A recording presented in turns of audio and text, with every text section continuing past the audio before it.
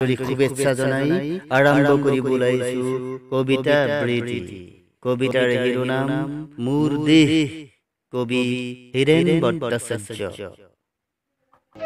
মোৰ প্ৰাণৰ প্ৰাণৰ, মোৰ গানৰ গানৰ, মোৰ দেশ।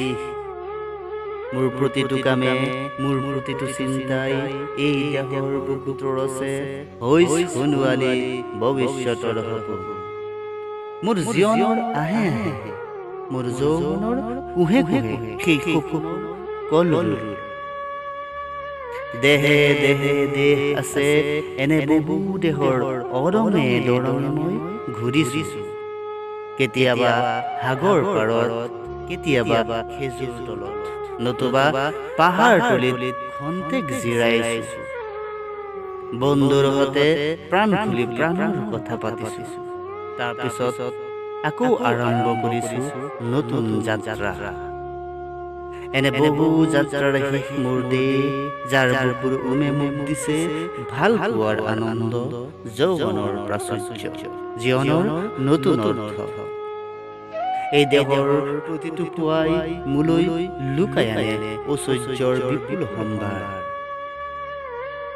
প্ৰতিটো সন্ধিয়াই বৈ আনে স্নিগ্ধ ফুলৰ সুবাস। প্ৰতিটো ঋতুৱে মোক দি যায় জীৱনৰ আশীৰ্বাদ।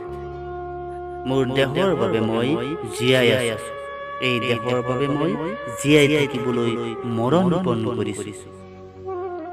ৰণুৱা বনোৱা হালোৱা এই সকলোৰে মাজত ঐক্য হৈ, বিৰোধৰ মাজত সংহতিৰ সম্ভাৱনা হৈ মই আছো। জীৱনে মৰণে হয়নে সপোনে এই দেশৰ আহ্বান মই শুনিছো। শত্ৰু মিত্ৰ সকলোকে মই চিনিছো, সিহঁতৰ অন্তৰ মই বিশ্বাসেৰে জিনিছো।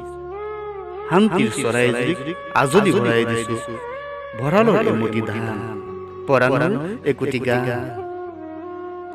আৰু তো মোৰ একো নাই, মোৰ দেশ মোৰ কল্লোলিত সপোনৰ উত্তাল তৰংগই মোক লৈ যায় গভীৰৰ পৰা গভীৰতলৈ, আদৰ্শৰ কঠিন পৰ্বতমূললৈ। ধন্যবাদ।